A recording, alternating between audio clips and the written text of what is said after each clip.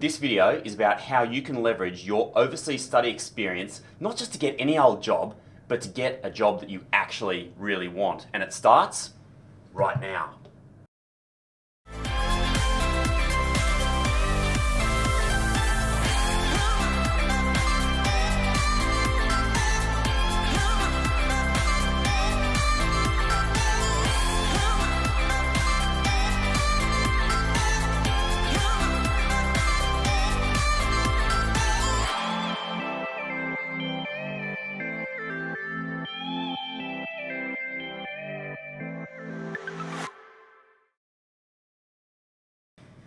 Welcome to Study Overseas Live, episode number 8. I'm Rob Malicki. And I'm Tash Kahari. It's great to be with you guys today. Today we're talking about an awesome topic, which is how you can leverage your overseas study experience, not just to get any old job, but to get a job that you really want. And by the end of this video, you're going to have some really actionable steps, things you can do to make sure when you walk into that interview, you knock those questions out of the park.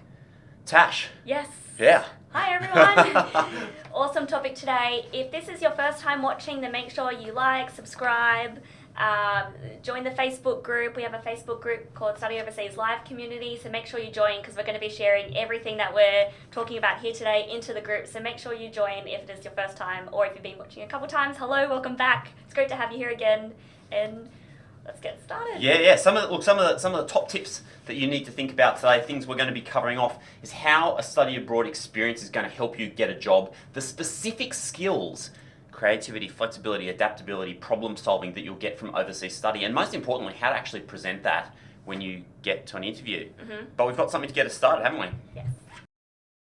Now we have Kayla Paradiso joining us. Hi, Kayla. Hi, guys.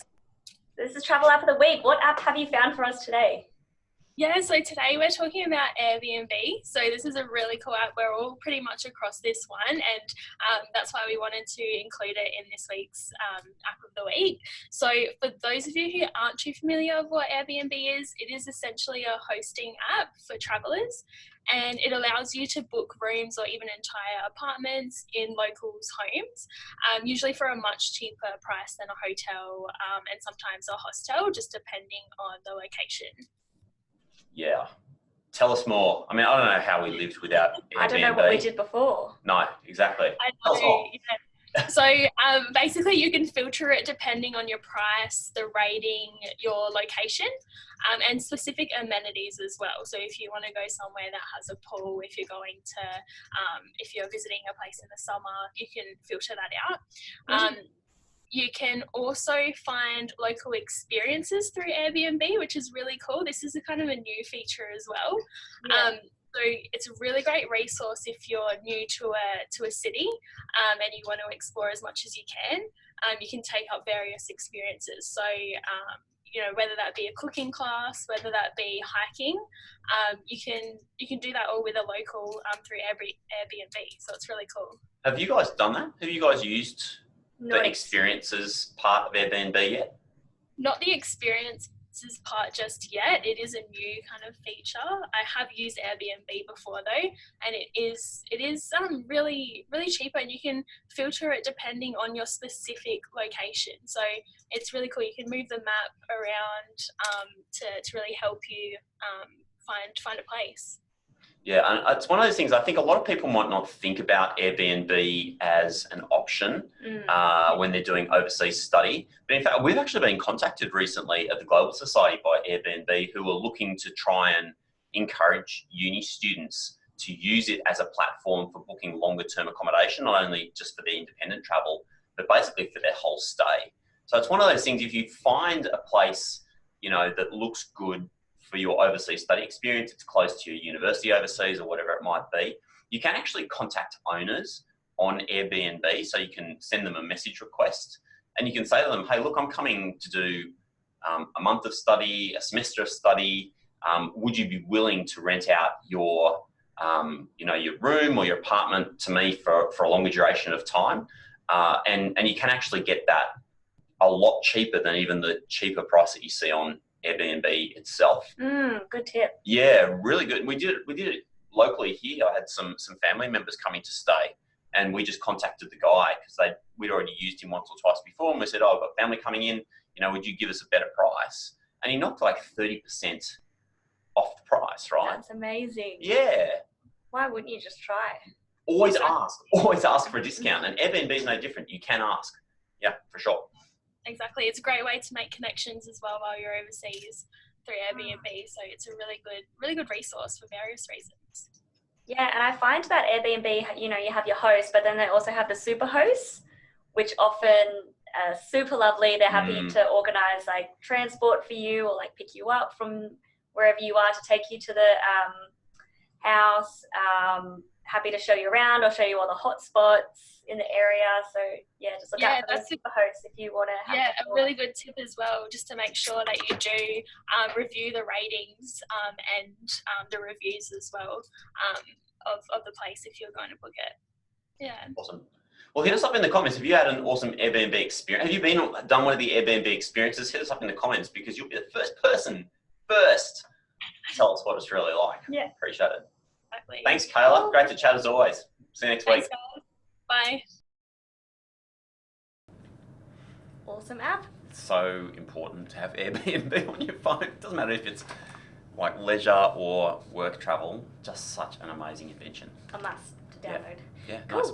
Let's jump into it. Let's jump into it. Yeah, as Rob said, we are going to be ticking off 3 main points today. So how will your study overseas experience help you gain employment? What skills are you going to be able to talk about that you get from studying overseas, and how you can talk about your skills in your interview? Yeah. First point to start, folks, is really talking about how it's going to help you get employment. Overseas study, there's about 50,000 Australian university level students have an international study experience every year. That's like 5% of the total enrolment, so about 1 million students enrolled in higher education every year. 5% of them doing it each year. But if you think that every student is around for more than 1 year generally, basically like 15 to 20% of students will have some sort of international study experience by the time they graduate. So, firstly, you need it on your resume, but even more importantly, you're out there competing for the very best positions, the best jobs. You need to be able to sell this experience for what it is. Yeah. I don't think it's good enough to go and interview now just having your study abroad experience on your resume. That's it. You hand it in and that's it. I think you really need to know how you can talk about it in the interview to make it very convincing that you're going to be the best candidate for the job. Yeah, Jackie, who we'll talk to a little bit later for our deep dive, has done a bunch of research for today's episodes, and she found this great stat which shows that for every position being advertised, like graduate level position being advertised in Australia, there are 20 people on average who are applying and vying for that position. So making sure you get that messaging right is really critical. What we're going to talk about to start with is how it's going to help you get that position. And to some extent, like studying overseas kills 2 birds with 1 stone. Employers want to see that you have got really great soft skills. It's an absolute buzzword. It's what all employers want to see. They want to see that you've got things like problem solving and adaptability, that you can work in a team, you're a good communicator. Because the rationale these days is that job skills can be trained, soft skills are much harder. Yes, I agree. I've seen that as well. Yeah, right? Yeah. Right, firsthand. Like, if we get, you hire somebody that's amazing with their soft skills, they can be trained to do a great job, technically, but soft skills are really the gold. Now, what's interesting is when you study overseas, and we'll talk a bit more about this in a moment, you actually get those soft skills from the international study experience. But where the disconnect is between employers who want those skills. You've got those skills, but employers don't realise that you've actually gained them through that international study experience. So you kind of need to translate in the middle the fact that when you went and did that study experience outside your comfort zone, that's what's given you the flexibility, the adaptability, and you've got to marry those 2 things together. Yeah, and I think I might just mention as well that this episode is really good for students who have studied overseas, because it'll be things that you'll be thinking about right now, but also if you haven't got an overseas study experience yet, these are the types of things that you'll need to think about while you're on your experience. So I think it's a really good idea if you kind of have a think while you're over there about some experiences that might relate to some of the soft skills. So like problem solving, if you sit down, you're like, okay, well, what happened this week where I had to do some problem solving? If you jot it down in your notebook, so when you get back from the experience and you do write your resume and go into a job interview, you're able to look back and be like, oh yeah, I can talk about this. Yeah, that's such a good tip. You know, I think a lot of our experience, you kind of learn after the fact as well. Like things fall into context. You know, get more context on it once you get back from the experience. But you also get more out of an experience if you're really thinking about it while you're abroad. There's good research about that. Excuse me. So, how is it going to help you with your overseas study experience? It's going to give you the skills that you need. Full stop. And there's unequivocal research around that. Number 2, what are the skills that we develop through international study experiences?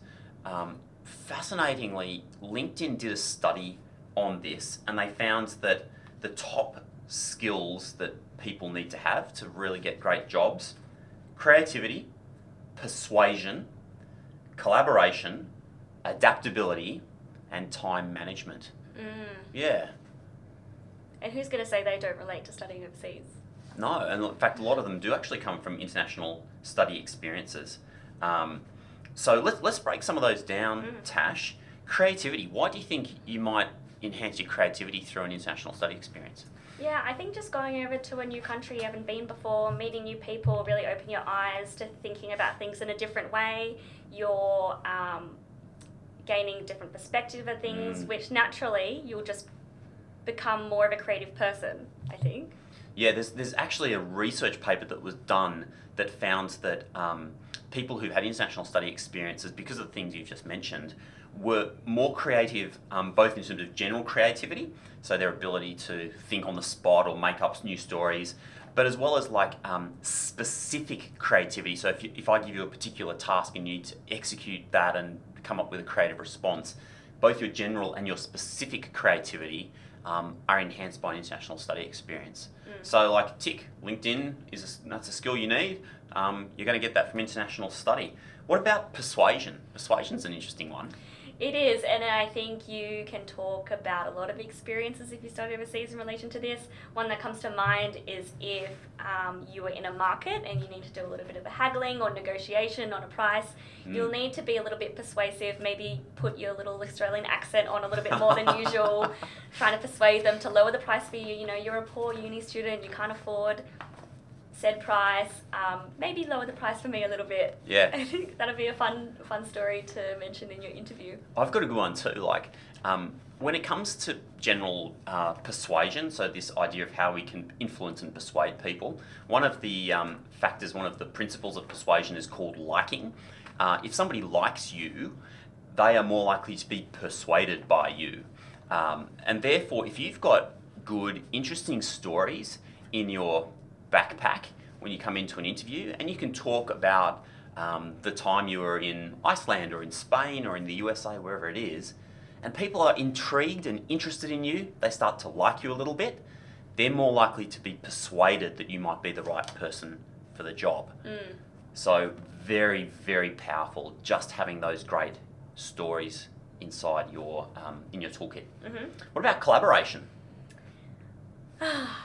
Yes. Teamwork, team building. Teamwork, not only in your assignments that you'll do while you're overseas with the new people that you meet to do the assignments when you're overseas, but also a good example might be if you're planning a trip on the weekend and you're going with 5 to 10 people, you know, you plan a trip to Spain and you've got to take into account everybody's wants and needs, like, oh, I want to go to this part of Spain, or I would like to go to this part of Spain, and I would like to stay in a more expensive hotel, or no, I would like to stay in a little bit of cheaper place. So I think coming out of that experience and being like, we had to really collaborate to try and meet everyone's needs and adapt to everybody else to try and meet one goal. Yeah. Research is unequivocal around your collaborative skills and abilities from international study. The fact that you need to interact with people in a cross-cultural setting, you know, a bilingual setting potentially, means that you must improve the way that you collaborate with others. The research is fantastic, and people who've had international study experiences specifically cite this as one of their skill areas, which is dramatically enhanced. So once again, LinkedIn required skill, tick. Yep. Nice. What's next? Next is Adaptability. adaptability. Well, Kind of similar to what we were talking about before, but you are going to be put into situations where you are going to have to adapt quite quickly. yeah. Easy example is, you know, you're used to living at home with your family and you've just moved into this country where English isn't the first language, and you have to move into a dorm room with a housemate who also doesn't speak English, and you are living alone. You're going to have to budget by yourself. A lot of things where you really have to adapt Yeah. yourself to. I went cycle touring all around Europe after I finished uni. I spent like months cycle touring around Europe. And the number of times I bought this cheap old bike, right? $500 bike, and I rode this thing thousands and thousands and thousands of kilometres. And the spokes on the rear wheel kept breaking because I was carrying too much luggage. Now, yeah, it kind of makes for a nice, fun travel story, all these beautiful rivers and camping that I did and everything. But when I look at the skills that I gained from that, you know, you're riding along a river in Germany and boom, like your bike is suddenly broken. And you got to get that fixed in order to keep going. Don't speak any German. You know, you come across a little town, push your bike into town, got to find a bike store. It's a Sunday, so everything is closed. And somehow you have to like kind of figure your way through. That process of solving problems increases your adaptability like by magnitudes. And we'll talk a little bit later in this episode about how you join the dot between cycle touring in Germany with broken spokes through to, actually I'm a damn good person to employ, you need to give me a job. Okay, we'll get to that point a little bit later. Cool, number 5. What was the fifth point we're going to talk about was time management. Yeah, I think in terms of like when you're overseas and doing all your assignments and assessments, balancing your social life, but as well in context of traveling as well. So you're going to be able to run into situations where you have to catch a plane at a certain time and then a bus at a certain time and a train, and trying to manage your time and how you're gonna get to the train station and what you're gonna have to take into account traffic to be able to get there. I think it gives you more of an awareness of time more than anything else. You know, the fact that you do have to do all of this kind of other management of things. But then, you know, I'm sure when we talk about Spain later with Jackie, she's going to talk about approaches to time. You go to South America, the approach to time is very different.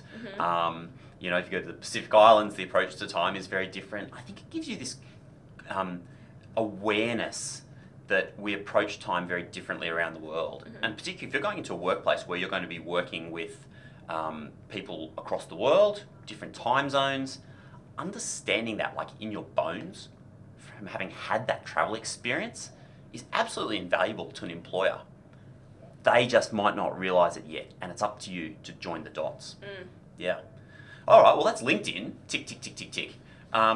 There was another study done by Forbes. Like, if those 5 aren't good enough for you, let's go through this list from Forbes. Yeah. God, that's a very long list, Tash. Long list. Do you want to start off at the top? Yes.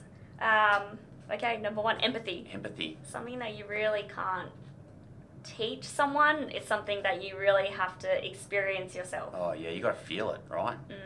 Yeah, so when you're out there in the world, yeah. Yeah, I was going to say something employers really look for, I think, when they're hiring, because I guess empathy is trying to put yourself into someone else's shoes. Yeah. If you're not able to do that, especially any type of role, I was going to say customer service role, but really any type of role, you're working with stakeholders. So to be able to understand what they need and what they want, you're going to have a lot of empathy. Seeing things from their perspective, and definitely when you're outside your comfort zone, somewhere in a far-flung corner of the world, realising that you are the outsider in somebody else's backyard actually is such a wake-up call that gives you this awareness when you come home that you have to think about things from other people's perspectives. It's not just all about you, and that's really valuable to an employer. Yeah. Next is curiosity. Huh. So I think that's really important in any job as well. Like, you're going to want to, I guess for an example, I'll tell my team a stat. Like, our website traffic is down 20% this week, and usually a role will ask me, why is that? I'm really curious, why is it down 20%? And I think that's really important in any job, to be able to question and come up with an answer why something is the way that it's happening. So something also that you can't really teach that will just happen naturally while you're studying overseas. You will start to become curious about different cultures, different languages, different people. I remember being in Thailand, and I'd had no plans as to where I was going to go in Thailand. I just flew in. I knew I had a couple of weeks, and just landed in Bangkok and ended up at a grotty hostel, that cost $5 or something like that. Nice. And just asking people like, what should I be doing here? I've got 2 weeks. Where should I go? What should I do? And people, you sit around these kind of hostel tables and people share their experiences. And just your imagination runs free when they're like, you should go up to the north, to Chiang Mai, or, people were talking about going down south to the islands. And eventually that was the one there's a long story in that one. There's quite a funny story, but I'll tell you another time. Yeah. But the curiosity comes from you being immersed in that other environment and being exposed to so many different stories and narratives and paths that you can choose to follow. So definitely enhanced by an international study experience. The next one is pretty self-explanatory, but communication skills. Naturally, you're going to improve your communication skills by going overseas. Yeah. You're going to be talking to a whole bunch of different people, not only people that speak your language, but people who aren't going to be able to speak your language, and so you are going to not even just verbal communication, but I think non-verbal communication as well. You'll improve. Yeah. Italians. Was that good? Yeah, it was pretty good. The Let us know Italians. if that's a good impression. If you're Italian, hit us up in the comments if that was a good example of an Italian accent. Oh no, that's not Italian at all. Let's forget about it. Well, now we know Rob isn't great at accents. Maybe we'll But I'll have improve a that. I'll try. No question, like studying overseas improves your communication. Like the fact that you have to muddle your way through, and that those cultural differences. There's cultural differences between Australia and England. I remember being in class on exchange in England, and the teacher was saying something that I thought was rubbish, and I challenged him. I put my hand up and I was like, "Actually, I think you're wrong about that." And the whole class went like dead silent, and the teacher just looked at me like, "What are you doing?" And I think I just made this massive cultural faux pas by like challenging a professor in class. Maybe it was just him, but like that's the kind of thing where you learn about the communication styles of other people and other cultures. It's not by reading books; it's by being out there and doing it. Yeah. Yeah. What's next? Cool. The next one is creative problem solving, which we've just covered as well. Definitely So really talked about important, something that employers do look for. Next is just on the creative problem solving, guys. Like think about all of those challenges that you encounter when you're studying overseas. Like flight gets cancelled. You can't check into your dorm room at a certain time. I interviewed a student in Hong Kong recently, and they were telling me that they just arrived there to go on exchange, and there was a typhoon. A typhoon just arrived, and they were locked in their room for like 3 days, not allowed out. Yeah, that actually forces you to be quite creative in your problem solving. And that really leads into this next one, which is resilience. Oh yeah. So being able to bounce back from situations which are very troublesome. So typhoon in Hong Kong. Yeah. You can talk about how you got through that. Yeah, culture shock. When you're feeling yeah. blue, when you've been through that like difficult stage, and you're not, feeling comfortable with being in that foreign environment. How did you get through that? How did you, make it through? That's resilience. Yeah. You don't get that by sitting at home. Sorry, Rob's rant. You don't get resilience by sitting at home, like watching Netflix. It just don't happen like that. If you really want to push yourself and expand, it's at the edge of your comfort zone, guys. The edge of your comfort zone is where you actually learn and adapt and grow. And being outside, in another culture, in another country, whether it's traveling or study, like that's where you're going to develop that resilience and grow. I was just imagining in a job interview, an employer asks, tell me an example of when you showed resilience. Or this one time I was at home watching Netflix and the internet just dropped out, so I had to go into 4G, and that's how I bounced back from that. I had to tether. Yeah, that's right. Could you imagine the employer No. Oh, good. Yeah, let's Good. Okay, we'll let you know how. We'll call you. We'll be in contact. Don't call us. Awesome. Self-awareness is the next one that Forbes pulled out. So this list is like from Forbes magazine, that did a whole bunch of research about the things that employers really want to see. Self-awareness, yeah, such a big one, is just understanding yourself, a bit like empathy, seeing how you fit within a workplace, you fit within the world, and realizing when you made mistakes. Yeah. Yeah, and I think it's hard to be self-aware or fully self-aware if you do sit at home and you don't have these experiences where you're putting yourself out of your comfort zone. Yeah, if you're just sitting in the bubble, it's very hard to become more self-aware. So getting outside that comfort zone is definitely going to increase your self-awareness. Yep. Next, negotiation skills. As I said before, ties into persuasion. Yeah. Yeah. Not much else to say about that No. one. Really? Good one. Budgeting, you're going to be able to, or you're going to have great budgeting skills if you have studied overseas, even if it's 2 weeks, 3 weeks, 6 months, a year, you're going to be able to have to manage your money, and that's a really good experience to have when you go into a workplace and they're like, do you have experience with managing budgets? Yeah. Yes. Actually, yes, yeah, because if you run out of money when you're studying overseas, that really sucks. That can throw into all sorts of complications. So, I think the other thing is, remember that when you're young, you're in your early 20s, people aren't expecting you to be able to manage a multi-million-dollar budget, but they do want to be able to see that you can be responsible with your cash. And so having had that experience where you can demonstrate, I saved up all my own money for this trip, and then I was able to make that last the entire duration and not have to give up on anything that I really wanted to do, that's super valuable to be able to demonstrate some basic money management skills. Yep. Cultural understanding. Goes without saying, doesn't it? Yeah, you can't get cultural understanding by just staying at home and not having a lot of experience. Yeah. The workforce these days, it's increasingly global. We've had people from overseas working on our team. We've got some international contractors that work with us as well. So, even our business, we work with partners all around the world. So the ability to be able to understand where they're coming from and adapt, particularly around things like time, so critical for employers. And the only way you really get to learn that stuff, really get to learn it, is just by being out. I was going to say out onshore, offshore. I don't know what I'm trying to say. Being in country. There we go. Cool. Last one, self-sufficiency and organisational skills. Obviously, if you're organising a 6-month trip to study overseas, you're going to have a lot of experience with organising. Yeah.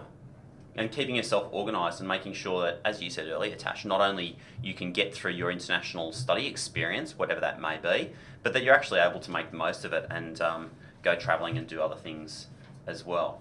So, according to Forbes' list, number one business magazine pretty much read by senior managers around the world, tick, tick, tick, empathy, tick, curiosity, communication skills, tick, tick, tick, tick, tick. It's all in there, guys.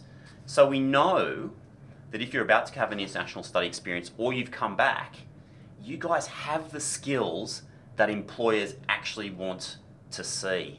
So Tash, I think what we really need to talk about now is joining that dot and incorporating the overseas study experience into an interview. But hang on a second, what's going on back there behind the screen? I'm so excited about this. Here it comes. Here it comes. We have a question. A live question. Whoever it is, thank you for asking us a live question. We're here for you. Remember, folks, the whole reason we do this show is so you can ask us anything you want, whether it's about this specific topic or anything to do with your international study experience. Whether you're on YouTube or Instagram or Facebook, hit us up in the comments and we will get back to you. What do we got? Cool. So today's question is, do you guys have any tips for finding or getting your dream job in the country you studied in? Oh, that's such a good one. That is a really interesting question. And AIM Overseas actually has a whole article on this. So if you hop onto the AIM Overseas website and go to our blog section and you search, or you scroll down and search for the one that says tips for living and working overseas, you'll be able to find a lot of tips written by one of our coordinators, Taylor. She's written a whole list of tips on how to find work before you go over, and then how to secure work when you're there. Yeah. That's super valuable. The one thing I would be saying is, or two things. Number one, meet as many people as possible while you're there. So don't be afraid of joining clubs and societies, getting involved in different activities. If you're interested, if you're a business student, join the business society. If you're an engineering student, join the engineering society. And then talk to absolutely everybody that you meet there about how you want to work in, let's say it's England, like you want to work in England in engineering. Make sure you tell everybody what your plans are, because if you do that, then people will suddenly like appear and start to like want to help you. But people don't know that they can help you if you don't tell them that you need help. Does that make sense? Mm-hmm. I think we're so like, we just have in our own heads all the time, like, oh, why won't like somebody float in from outer space and help me get my dream perfect job overseas? It's because you didn't tell anybody. You've got to chase it, really. Tell somebody. Yeah, exactly. Number one, tell everybody, get networking. Number two, I'd say like do an internship of some sort.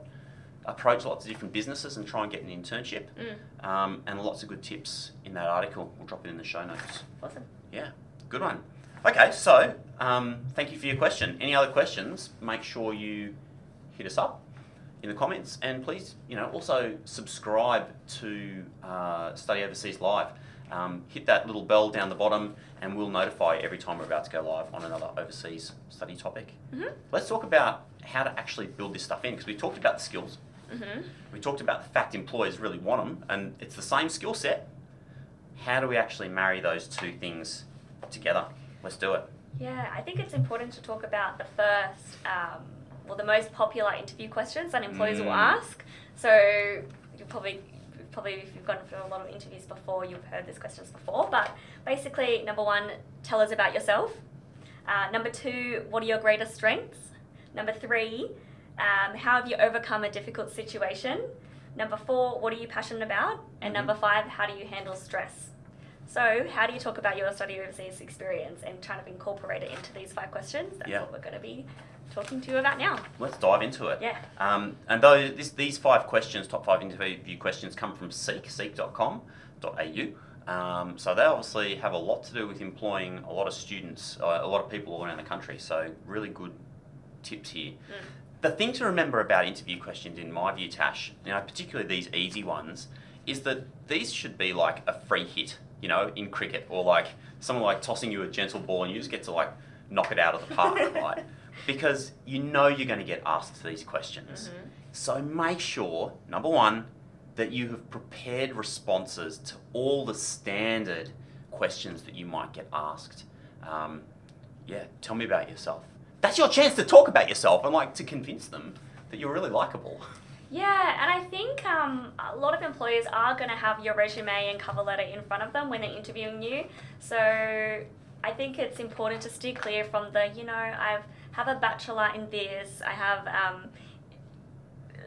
was in the blah, blah, blah club. They want to know about you. They don't want to know about what you have on your resume because they've already read it. You're there in the interview for a reason, because they like your resume. So tell them a little bit more about yourself. Yeah. Just give them more. I've developed like this grid for going into interviews, and I'll share that in the Facebook group, so you can talk about the Facebook group. Maybe, do you want to mention that really quickly? Yeah. Put it in there. Yeah, so we have a Study Overseas Live Facebook community, so all the resources that we talk about through all of the shows, we post into the group. So you're going to want to head over there and join. It's a Study Overseas Live community, and we will be posting the episodes after the show airs as well. So make sure you join so you can get all these awesome content. Yeah, I've got this grid that I've developed where it's essentially like, you can build this yourself from my description here, right? In your left-hand column, you've got a list of the common questions that you might get asked. So each of these, like, tell me about yourself, your greatest strength, etc. In your middle column, you want to have a couple of dot points of the things that's actually in your resume or that you've put in your cover letter that directly relates to that question. So let's say it's, overcoming a difficult situation, classic interview question. And let's say in your resume, you talked about, or your cover letter, like you lost your passport when you were studying overseas. That's a very difficult situation. So in that middle column, you always want to restate in an interview what has been in your cover letter. and in your resume, don't ever assume that the people sitting opposite you have read it all and remember it, because they might not. So always restate what's in your resume and your cover letter.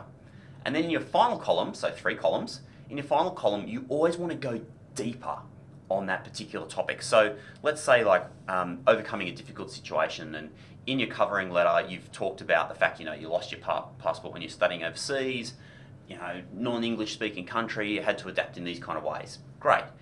That's where you open up your answer. Okay, guys, well, when I was studying overseas, my passport got stolen, even better. My passport got stolen, and here's how I managed to adapt to that situation. You've got to give them more. You've either got to give them another example that wasn't in your resume or cover letter, or you've got to go deeper. So, what I didn't tell you in my covering letter is that whole experience actually threw me into like a major depressive state that lasted for a week. It was really hard. And how I managed to get through that was by, realizing that I was in control of my own destiny, and I needed to take the first step to actually solve this problem. And then I did X, Y, and Z. And that's how I adapted. And what I've learned from that experience is like, I'm so much stronger than I realized, and that nothing can stop me. If you just give them the stuff that's in your resume and covering letter, they'll be like, oh, okay, that's nice. Like, the person sitting in front of me is the person that I read about in this covering letter. But when you go deeper, or you give them something more, that's when they start to go like, this person is deeper, they're more rounded, they're more, there's more to them than what I read about. And that'll kick in their curiosity. It'll kick in the liking, that principle of persuasion, liking. That's what's going to get you the job. Okay, so let's talk through some of these. Like, so that grid, it'll be in the Facebook group. Make sure you jump on the Study Overseas live Facebook group, and we'll make sure that you get that grid. It's honestly the best tool for you getting a job, 100%, being ready for an interview. Mm-hmm. Cool. So here we're talking about, tell me about yourself. It's a chance to elaborate on your experiences and the skills that you've highlighted. Give them more. Remember, go further. What are your greatest strengths? Sorry, I feel like this is a bit of a monologue here, isn't it? Yeah. Oh, sorry, Tash. No, that's okay. I think Over to you. You just have a lot more experience. I do have a lot of experience. You've interviewed a lot of people, not only for jobs, but for UColombo plans. So. Yeah, I've interviewed like hundreds of people, so this is like really vivid for me. Yeah. Yeah. I think it's important in what are your greatest strengths to talk about all the soft skills. That's where you can incorporate everything that you've learnt while you were studying abroad. So everything about adaptability, time management, persuasion, the top 5 skills that we talked about from LinkedIn before. That's where you really want to put in what your greatest strengths are and really bring in your study abroad experience. You should never be surprised at an interview, right? When you apply for a job, they tell you what the things are that they're looking for. They tell you what are the key skills you're going to need. They might even tell you what the selection criteria are. If they tell you those things, when you draw up your grid, or you download our grid, and in that first column, you're putting in like selection criteria 1, selection criteria 2, key skill 1, key skill 2, and then in the middle column, jotting out all the things that are relevant from resume, third column, going deeper. Mm-hmm. And this kind of one, like, what's your greatest strength? They will tell you in the job description what strengths they're looking for. Here's the obvious hack. Tell them what they want to hear. Yeah. Right? Yeah. Like literally, if they're telling you that they want great adaptability skills, an awesome team player, somebody who's a good communicator, give them that answer when you go to the interview. Like there's actually no magic to this. Mm-hmm. It's just about reading and thinking about what they actually want.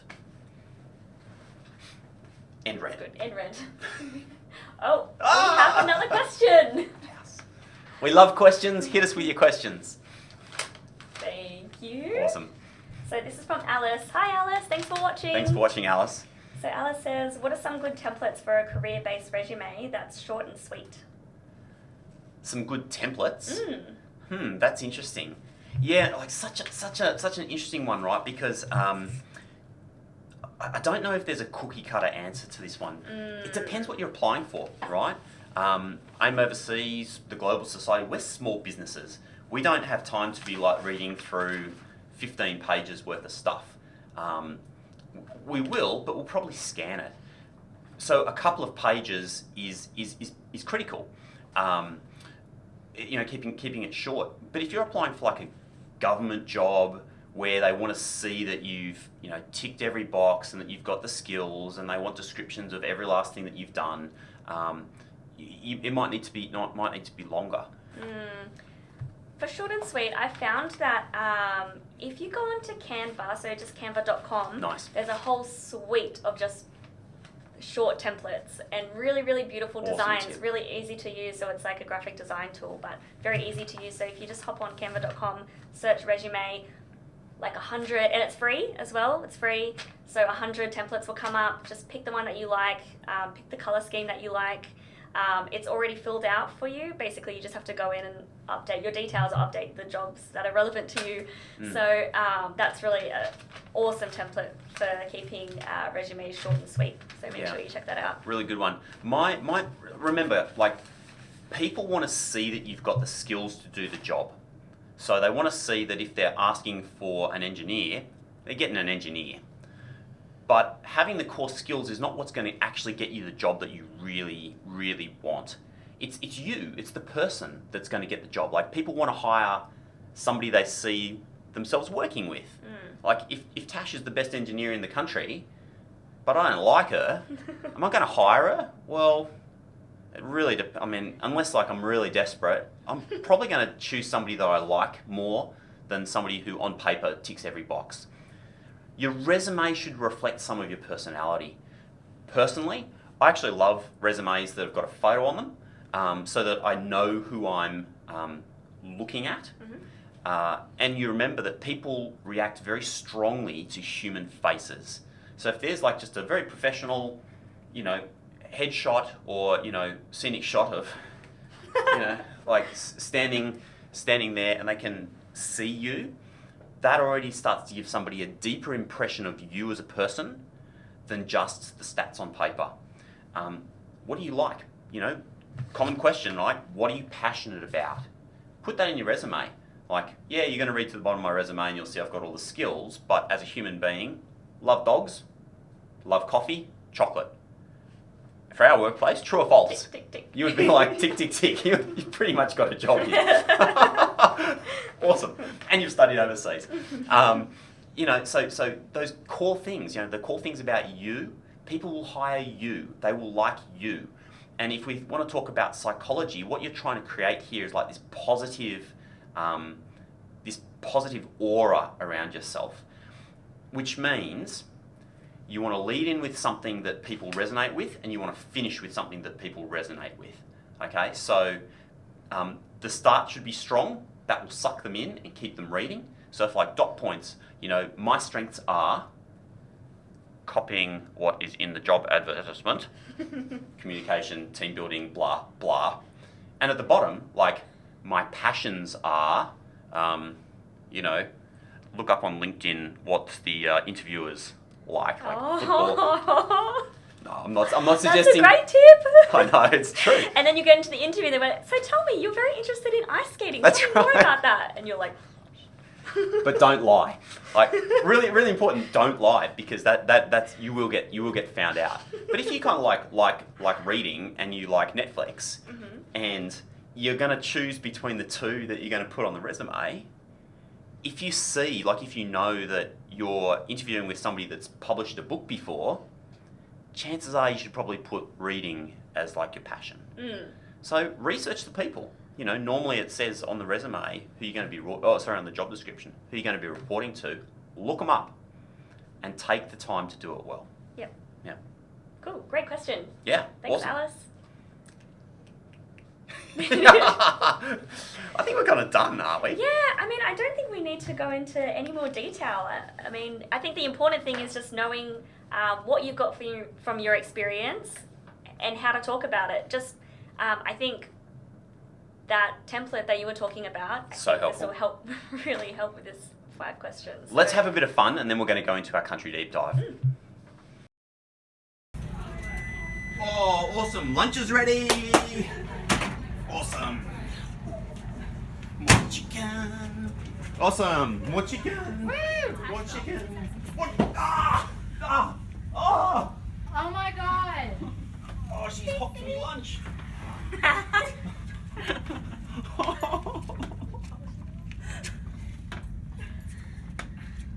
Pixie.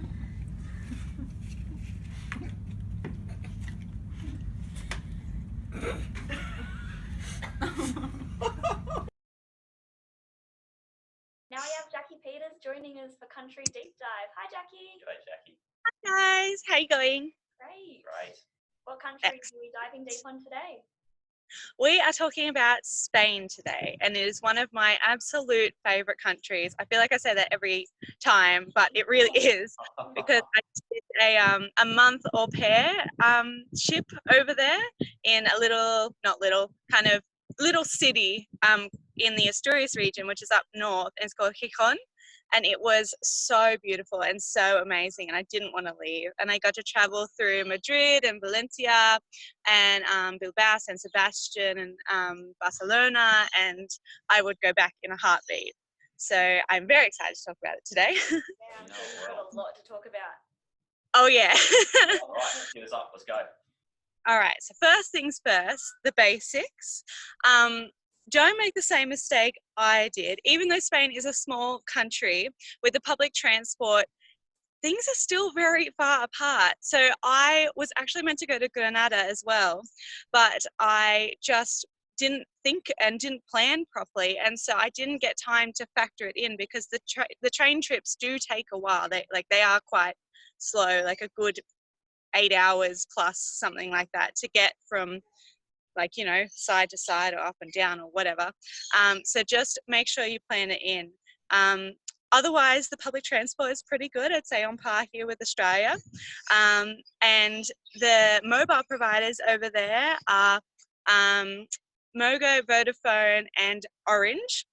And I would suggest using Orange because that kind of covers a lot of Europe as well. And they have the best deals for data and what you actually want in terms of coverage. Short term and long term? Pardon? Is that good for short term and long term? It's always hard to say with short term because short term can be 2 weeks to a month. And if you're 2 weeks, you probably don't want to fuss with getting a SIM card while you're over there.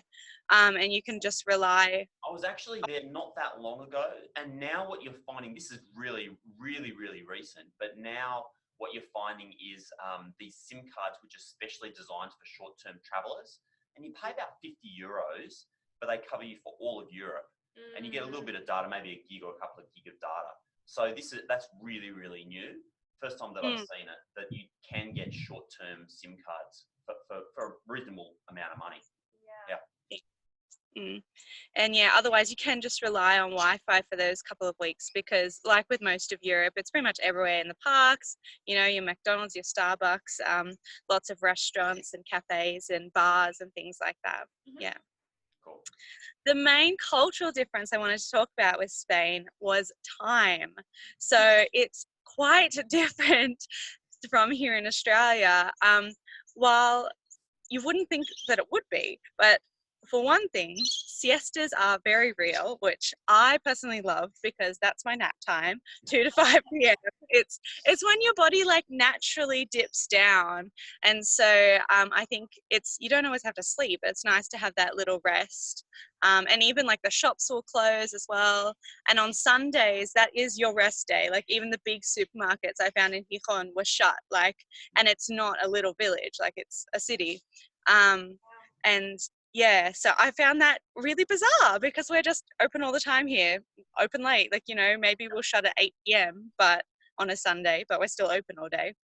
So make sure you're prepared before you go into Sunday. Stock up on your groceries. I just wanted a little chocolate or a snack or something, I think. And I was walking around and I was like, what is going on? Come on, something open. But there wasn't. Yeah. Also in time, the going out later because you do have that siesta and that break, then that means dinner is later. And if you're going out like for dinner or going out for a drink or going out to a club or something, that is much later as well.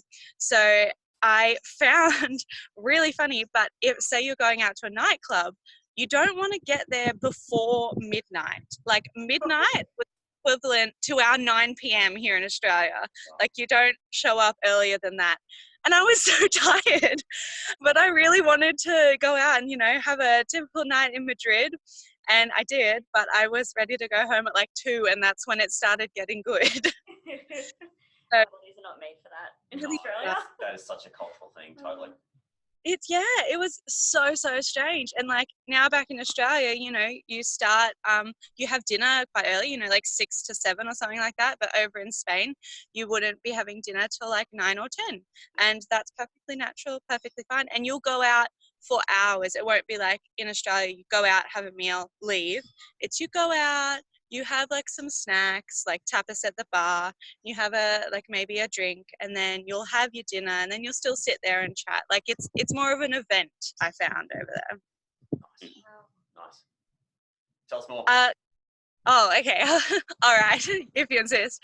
No, I was going to say the things that you must do if you're over there for a long amount of time is the festivals. There's so many festivals in Spain, and I got to take part in the Gijón annual cider pouring festival because the Asturias region is famous for its ciders. And basically each year they gather on the beach in Gijón, and everybody pours cider into a cup, and you have to hold like the cider up here and the cup down at the other end, and there you try and break the Guinness World Record. So I don't think we did it that year, but there was thousands of people there on that beach, and it was really cool. But the other more well-known festivals would be like La Tomatina, the San Fermin Running with the Bulls Festival, and Las Fallas de Valencia. That looks amazing. I would love to go to that one. So that's definitely on my bucket list there. I've also heard good things about the Tomato Festival. Yeah, La Tomatina. Oh, that's what it is. Yeah. And apparently there's a meringue throwing festival as well, and that is right up my alley. I would so go to that. I haven't heard a whole lot about it, but meringue, and I'm there.